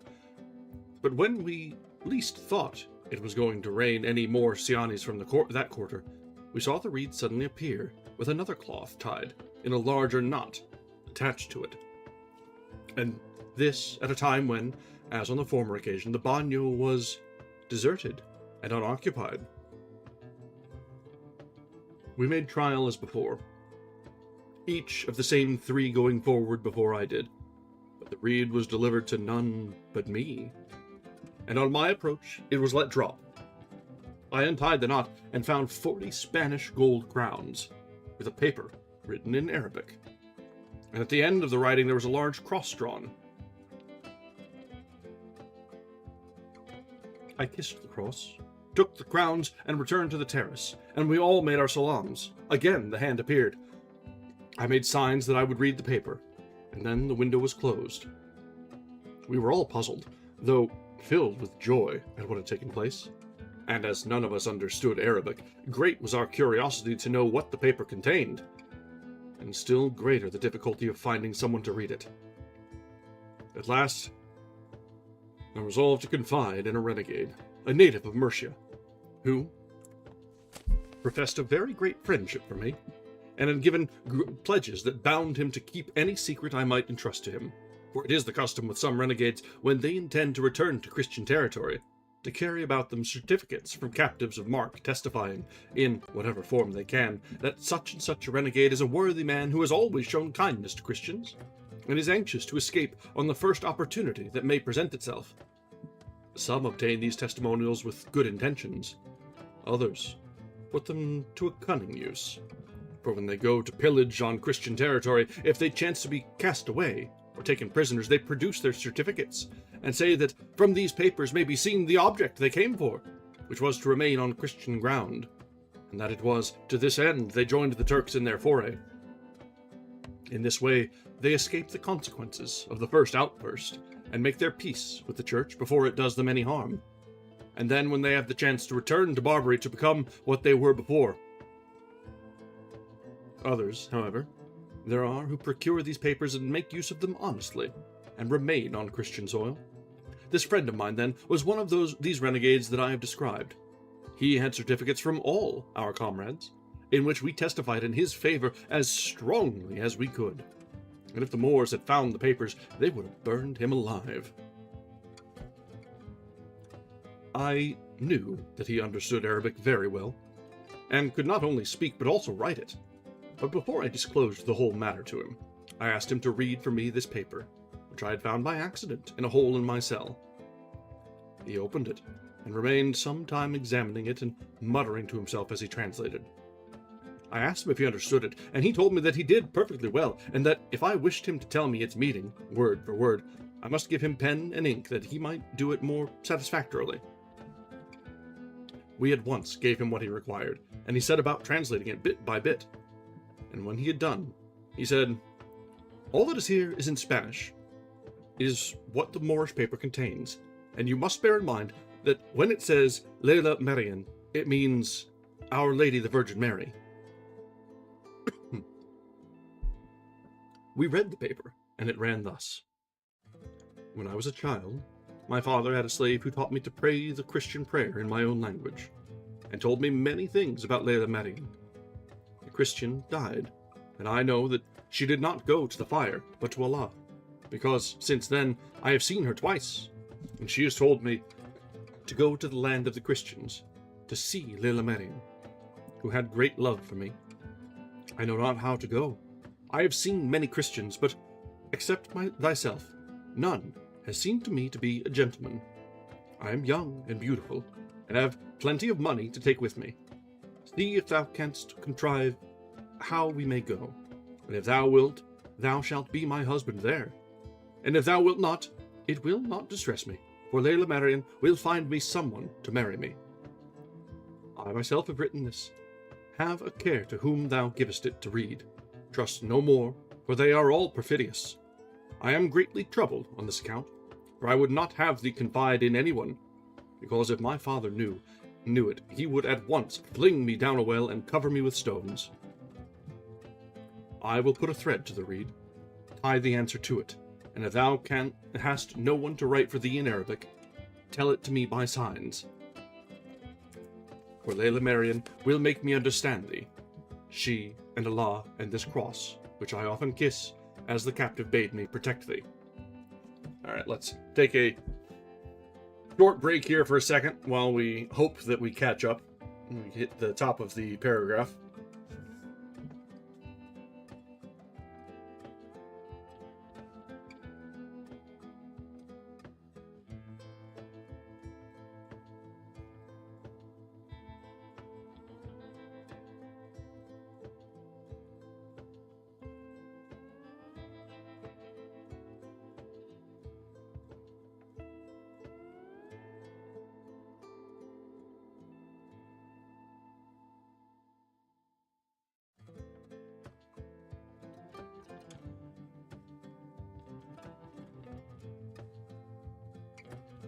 I think it is improving, but not quite there yet. Let's give it just a little bit longer to catch up.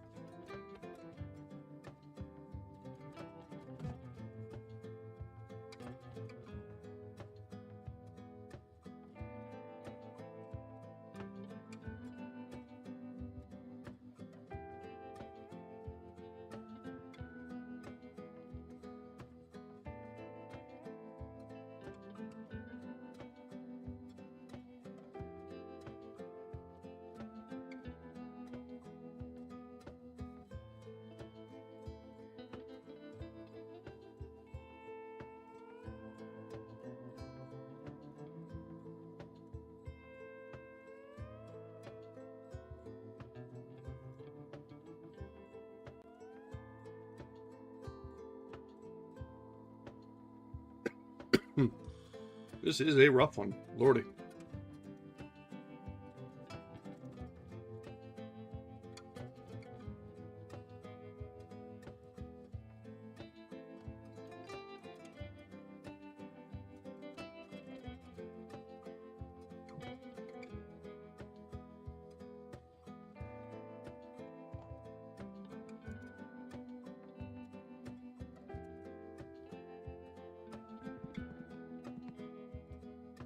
Okay, I think we're on the mend. I'm not seeing additional drop frames, back to green bars. Alright, I think we're gonna try and get going.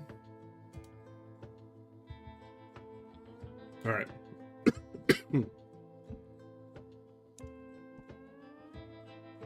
Yep, alright.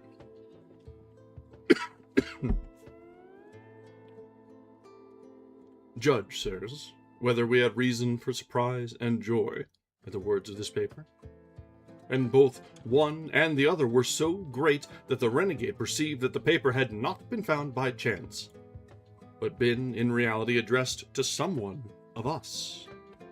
And he begged us, if what he suspected were the truth, to trust him and tell him all, for he would risk his life for our freedom. And so saying, he took out from his breast a metal crucifix, and with many tears swore by the God the image represented, in whom, sinful and wicked as he was, he truly and faithfully believed, to be loyal to us, and keep secret whatever we chose to reveal to him. For he thought, and almost foresaw, that by means of her who had written that paper, he and all of us would obtain our liberty, and he himself obtained the object he so much desired, his restoration to the bosom of the Holy Mother Church, from which by his own sin and ignorance was now severed like a corrupt limb. The renegade said this with so many tears and such signs of repentance that with one consent we all agreed to tell him the whole truth of the matter.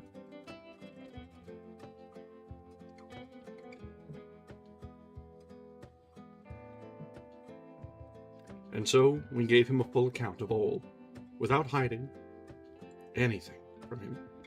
We pointed out to him the window at which the reed appeared, and he by that means took a note of the house, and resolved to ascertain with particular care who lived in it.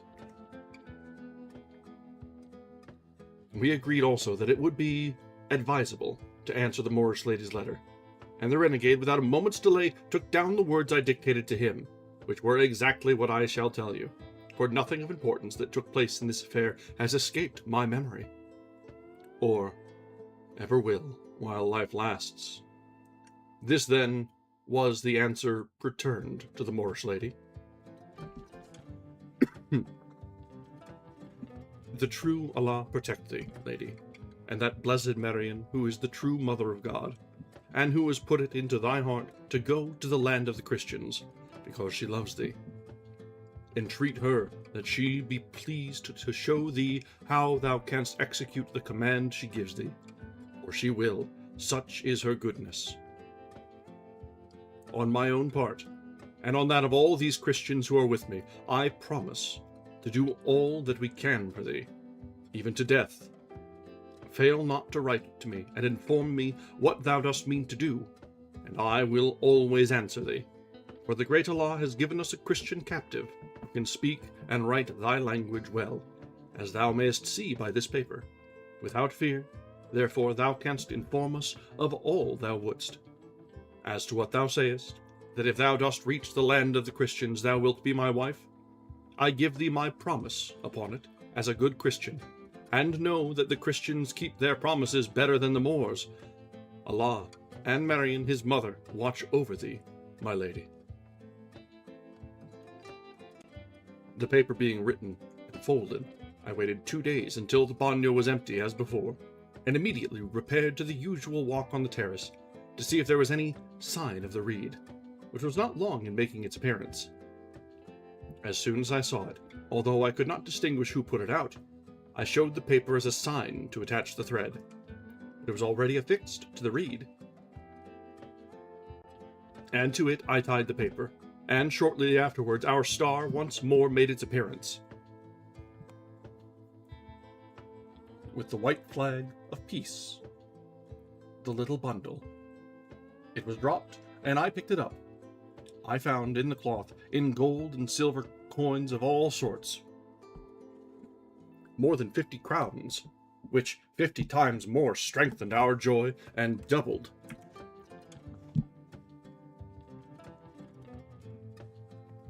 our hope of gaining our liberty.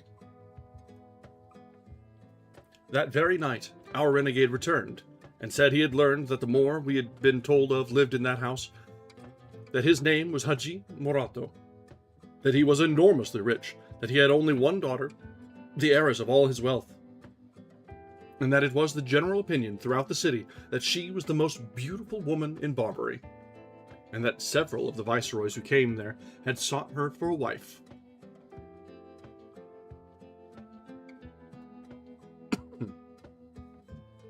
But that she had been always unwilling to marry, and he had learned, moreover, that she had a Christian slave who was now dead, all which agreed with the contents of the paper.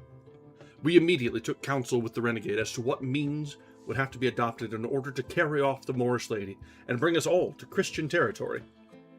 And in the end it was agreed that for the present we should wait for a second communication from Zoraida, for that was the name of her who now desires to be called Maria,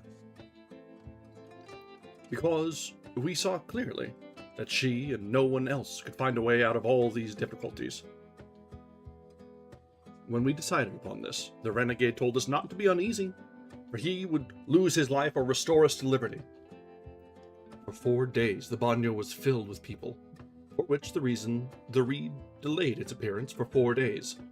But at the end of that time, when the bagnio was, as it generally was, empty, it appeared with the cloth so bulky that it promised a happy birth.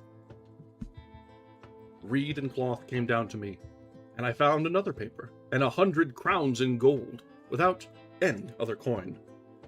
The renegade was present, and in our cell we gave him the paper to read, which was to this effect. I cannot think of a plan, Signor, for our going to Spain, nor has Layla Marian shown me one, though I have asked her. All that can be done is for me to give you plenty of money in gold from this window. With it, ransom yourself and your friends, and let one of you go to the land of the Christians, and there buy a vessel and come back for the others. And he will find me in my father's garden, which is at the Babazon gate, near the seashore, where I shall be all this summer with my father and my servants. You can carry me away from there by night without any danger, and bring me to the vessel. And remember, thou art to be my husband, else I will pray to Marion to punish thee.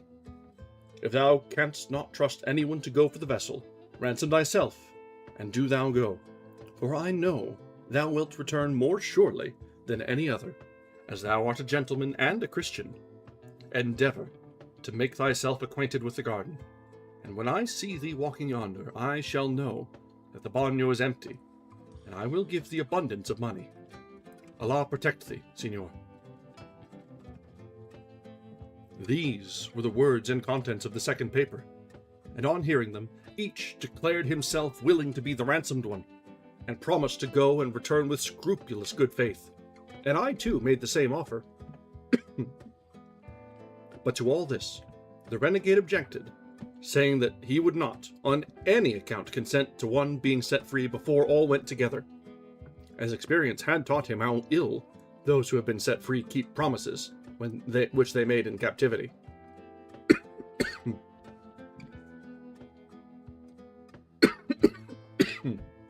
Ooh.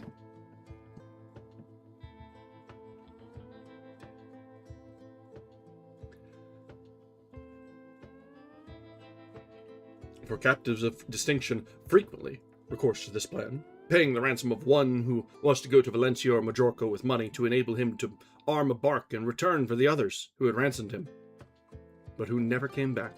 For recovered liberty and the dread of losing it again efface from the memory all the obligations in the world. And to prove the truth of what he said, he told us briefly what had happened to a certain Christian gentleman almost at that very time.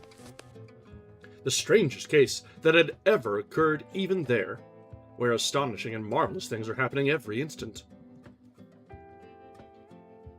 In short, he ended by saying that what could and ought to be done was to give the money intended for the ransom of one of us Christians to him, so that he might with it buy a vessel here, there, in Algiers, under the pretense of becoming a merchant and trader at Teuton and along the coast. And when master of the vessel, it would be easy for him to hit on some way of getting us all out of the bagnio and putting us on board, especially if the Moorish lady gave, as she said, money enough to ransom all. Because, once free, it would be the easiest thing in the world for us to embark, even in open day.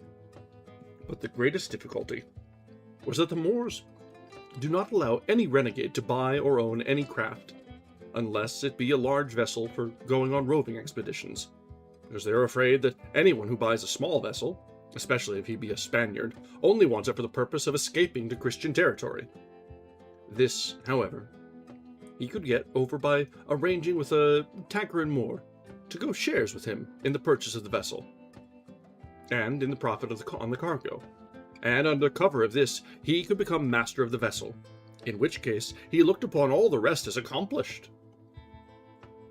But though to me and my comrades it had seemed a better plan to send to Majorca for the vessel, as the Moorish lady suggested, we did not dare oppose him, fearing that if we did not do as he said, he would denounce us and place us in danger of losing all our lives, if he were to disclose our dealings with Zoraida, for whose life we would have all given our own.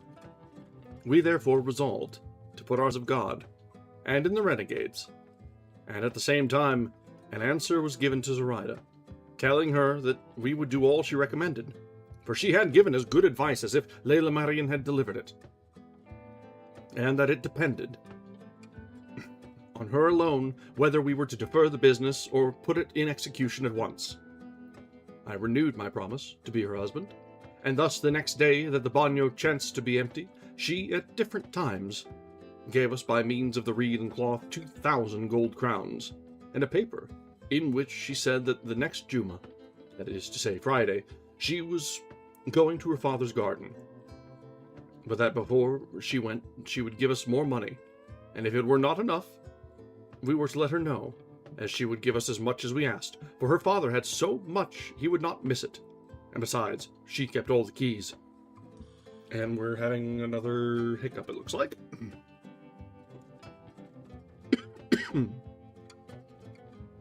Hang tight.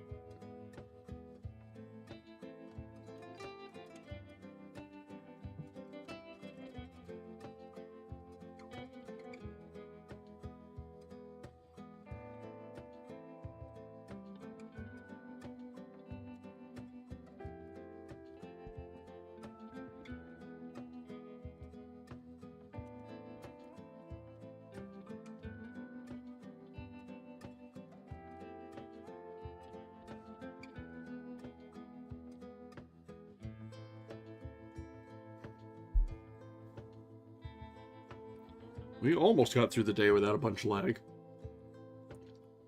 I even lowered the bitrate a little bit today. We'll see if we can lower it a little bit more next time, just to see if where we can get. I think we're at 5,000 flat right now. Probably drop it 500 a night for a little bit. See where it goes.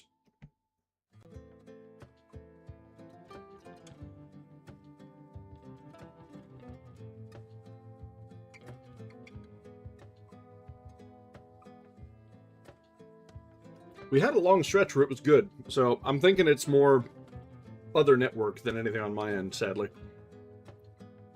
So really, since we started with Twitch, we haven't had much network issue at all, except for Sunday, which was crazy, but that was understandable. It was Super Bowl night.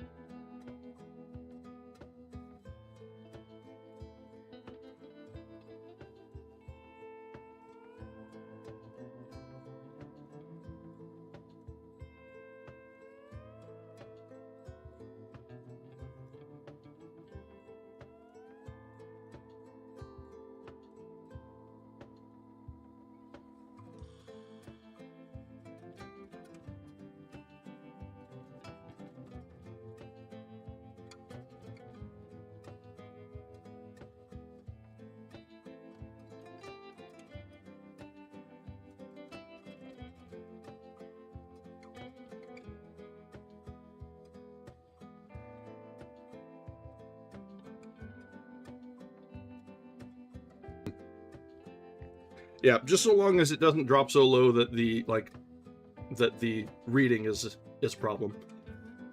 I would prefer at least to have a sufficient rate that you guys can see the words on the page. That'd be helpful.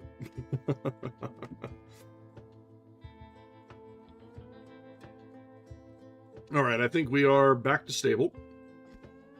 I'm at least able to go live again on my backup monitor. Yep. All right. I think we're all right.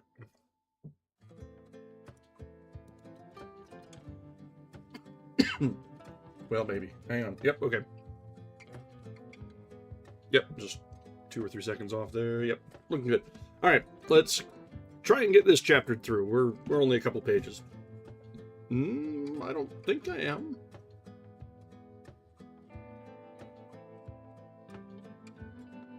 I think it's okay. We can voice. Maybe.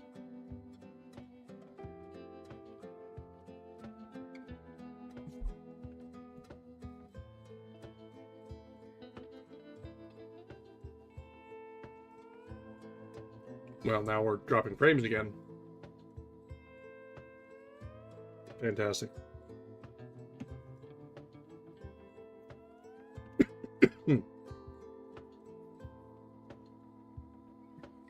Okay, cool.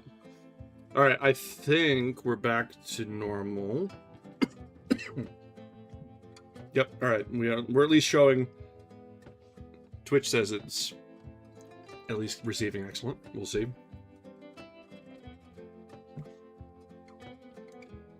And now YouTube is dropping off. Fantastic. Okay, no, I think we're all right.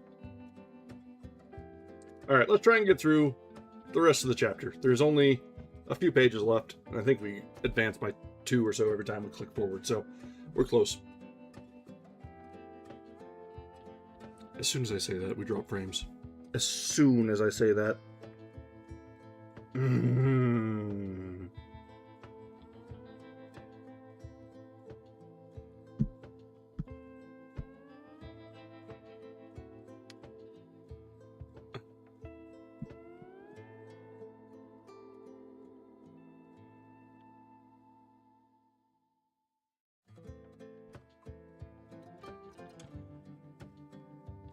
Internet, please, be kind to me.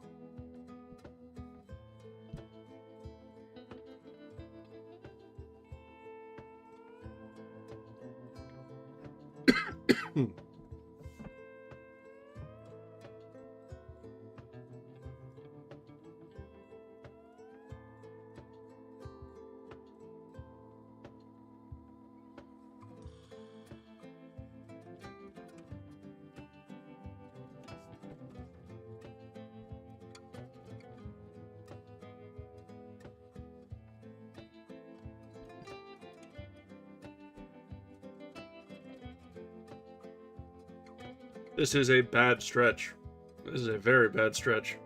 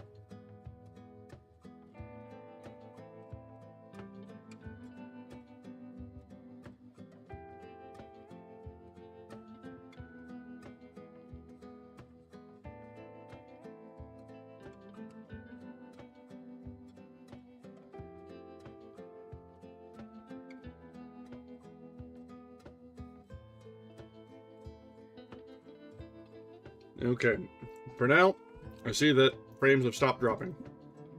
Let's see whether I can get back to current.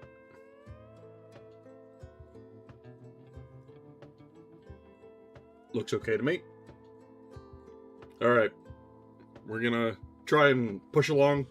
We really just have 2 pages or so to get through.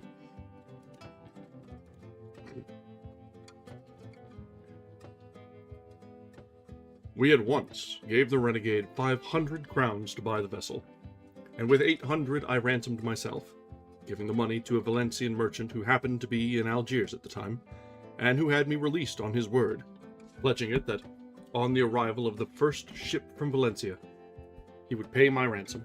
For if he had given the money at once, it would have made the king suspect that my ransom money had been for a long time in Algiers, that the merchant had, for his own advantage, kept it secret.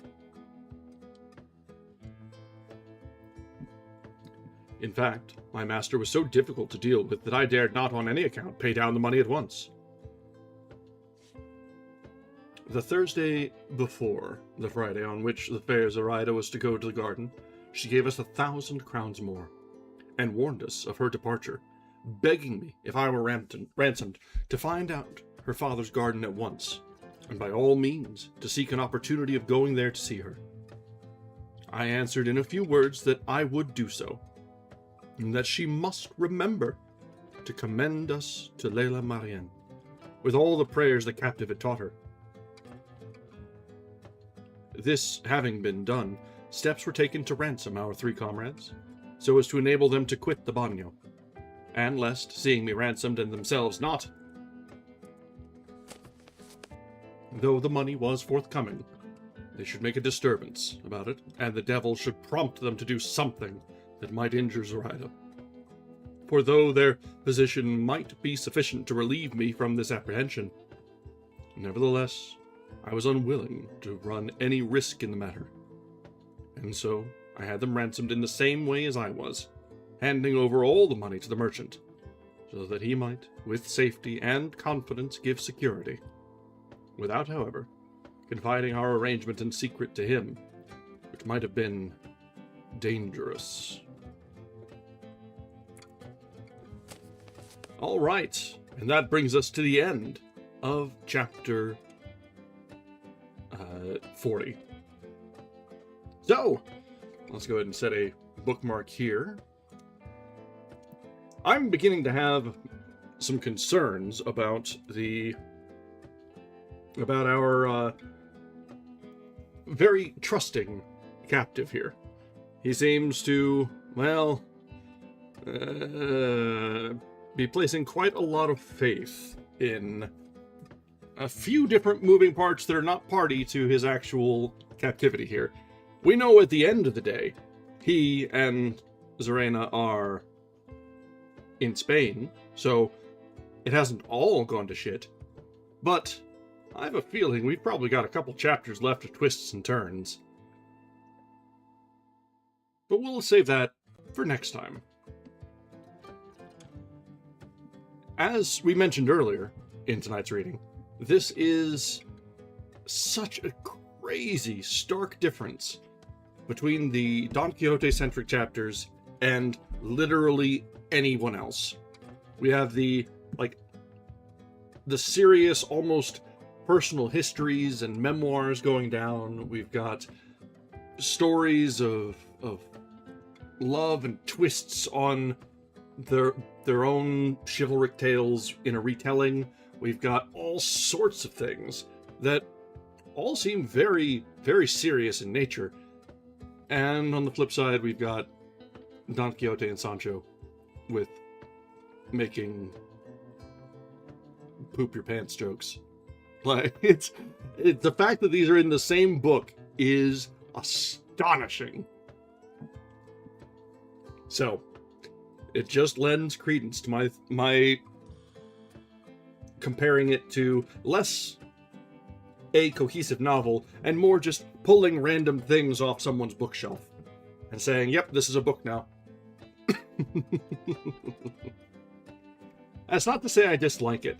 These little side stories do keep things from getting to be too slapsticky, and the Don Quixote chapters make things a little less serious. Yeah, it feels like different volumes. So, it's all good, but it's an interesting experience, to say the very least. I can't think of a book that really does the same sort of thing, that in the same way. Even something like Le Morte d'Arthur, when we read that, it was at least cohesive, following stories within each of its sub-books. And then the books carried the plot of specific nights along.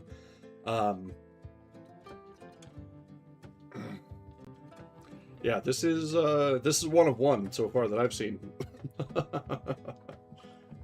But it works pretty well for our format. The somewhat episodic nature of it means that having a 2-hour chunk isn't the worst thing. All right, guys, we are through the worst of the network difficulties tonight. We've seen some bad ones today. So, let's go ahead and call it a night here. Enjoy our rest, and we'll be back on Friday for continued adventures and misadventures of Don Quixote and, presumably, the captive's escape from slavery under the Turks. All right. Thank you very much for joining us, as always. If you're over on YouTube, like on the stream and a subscription to the channel would not be amiss. Lets everyone know that we have some fun things going on. If you're over on Twitch, thank you for joining us. We've got, well, there's not really any benefit to doing it aside from being notified, but follows are always welcome. And those of you on Twitch know that our YouTube channel has all of our VODs going back a year. Go back to when we were just starting out and reading Hemingway, before Simba came along. And go back and see some of the other interesting works, the old model, or just catch up on any of the Don Quixote you've missed in the last few weeks. All right. As always, thank you very much for joining us. Our schedule will be consistent. We'll be back on Friday at 8 p.m. Eastern for our next installment of Don Quixote. Until then, have a wonderful evening, and good night.